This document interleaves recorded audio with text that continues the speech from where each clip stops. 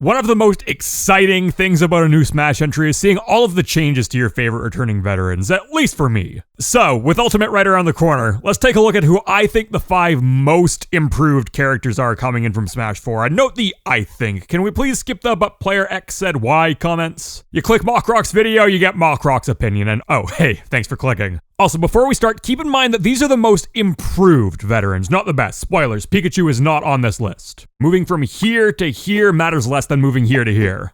Make sense? Alright then, sick. Let's get into it!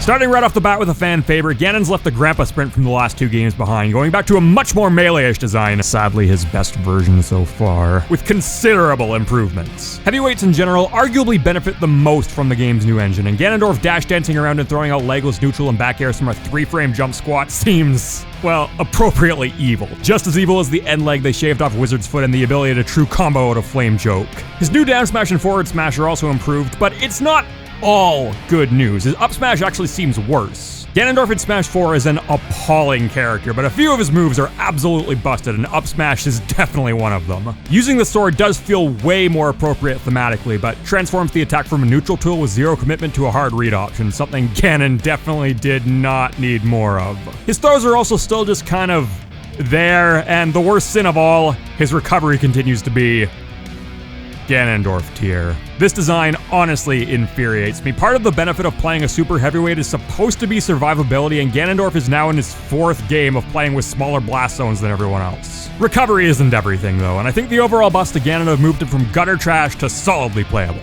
And you bet your ass I'll be playing him. Ganondorf is unironically one of my better characters in Smash 4, and while I'm still not expecting an insane competitive choice, he really had nowhere to go but up, and is definitely one of the characters I'm most excited for.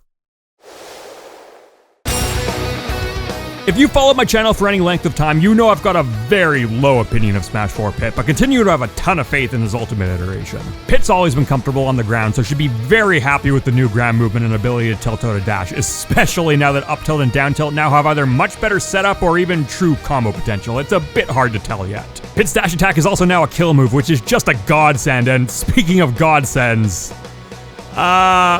forward throw. That move is just... what the hell is this? This is not okay. I love it. Pair that with keeping all the throw combos other characters lost, and it's a good day for a Pit main on the ground. In the air, though, that's when things get really interesting. Every single one of his aerials got buffed. A lot. And I don't just mean the same landing leg changes as everyone else. Pit's forward air? Yeah, that kills now. Really damn well.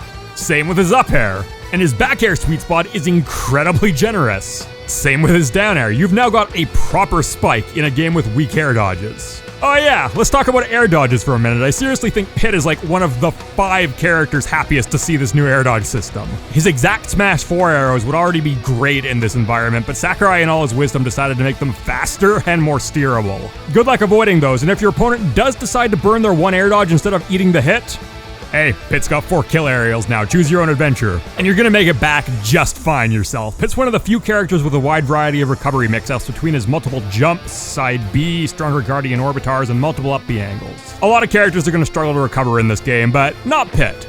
He'll be causing the struggle.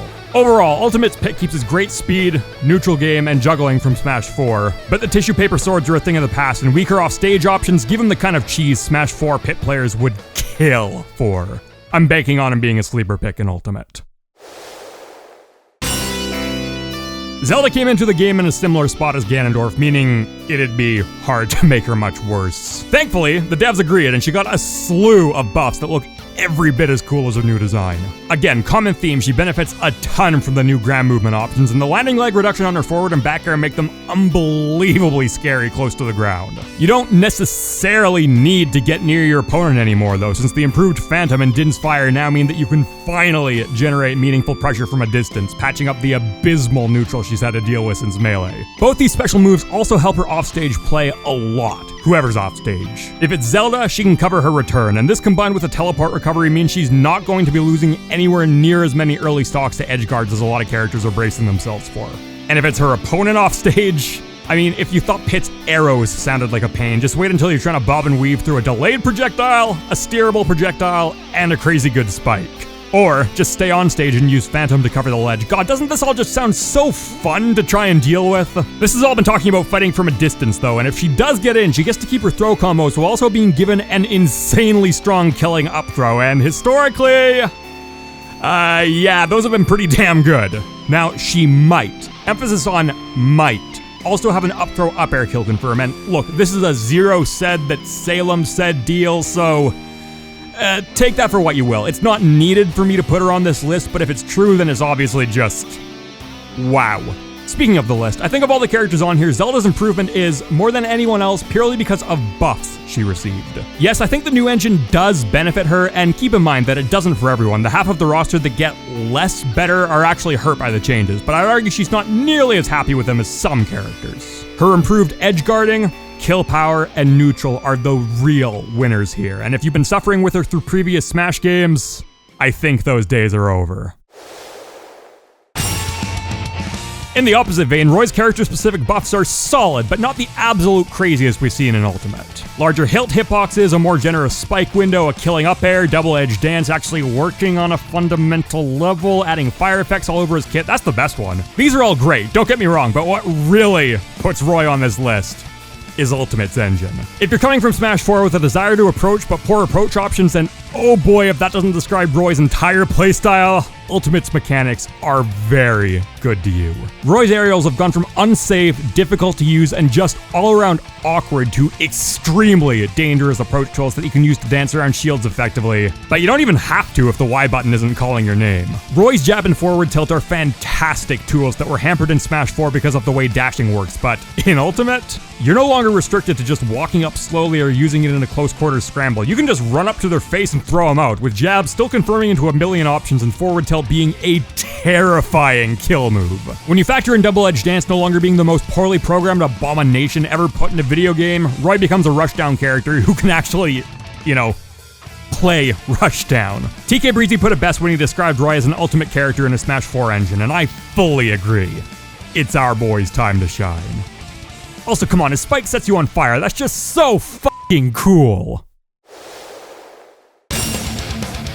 Before our final character, I want to throw in an honorable mention for Shulk. He's got a lot of things going for him in this game. His aerials are faster, he benefits a ton from Ultimate's new dash mechanics and landing leg, and his new Monado art system looks way more fluid. He's not on this list because out of the 6 I considered, he's by far the one I know the least about, and there hasn't really been nearly as much discussion about him put out there for me to follow. I suspect he'll be way better, but I also can't really analyze him that confidently, so here you go. Oh my god, I want to cry. Ike has been my favorite character in Smash ever since he first appeared in Brawl, and is also my favorite Fire Emblem character, and is also really, really bad. In Ultimate, though, oh, see me in Ultimate. Look, Ike's been one of the most closely followed characters since E3. I don't think I really need to give a radically in-depth analysis here. His aerials are ridiculously safe and combo for days. He keeps great throw combos in a game where many characters don't. His new up air is going to be a nightmare to dodge that makes his advantage state wildly better. And his down tilt, wow. Running tilts are going to be a big deal in Ultimate, and there are very few characters who can say they have one that's fast, long-ranged, disjointed, safe, and starts disgusting combos. But Ike can. Now, I honestly do think people might be overrating Ike a little bit. His recovery and disadvantage state are still pretty exploitable, and he did lose his kill confirms out of a grab. But even if he does turn out to be a bit overrated, that still makes him incredible. I firmly consider Ike to be a low tier in Smash 4, but after seeing so much footage of him, let's start with high and move up as needed. Compared to his old niche audience, I think Ike's gonna have a lot of new friends to fight for. Thanks for watching, everyone, and hey, if you liked it, why not leave a like? Which veterans are you most excited to try out in Ultimate? Don't necessarily need to think they're way better, it's all good. But before you comment, be sure to subscribe and hit that notification bell, especially for one last special Smash 4 video. And follow me on Twitter at Mr. MockRock if you want to see what I'm up to.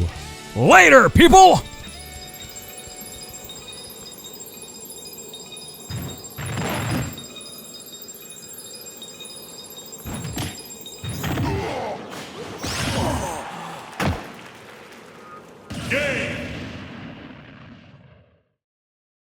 So, final roster's been revealed, we've seen some gameplay footage, and now Zero's made a tier list, Nairo's made a tier list, Buzz made a tier list, and now those tier lists have been aggregated on Reddit. Yes, Ultimate looks amazing, but as we reach the end of Smash 4's lifespan, I want to take a look back at its own characters, because pre-Ultimate, it might have had the most impressive roster ever put in a video game.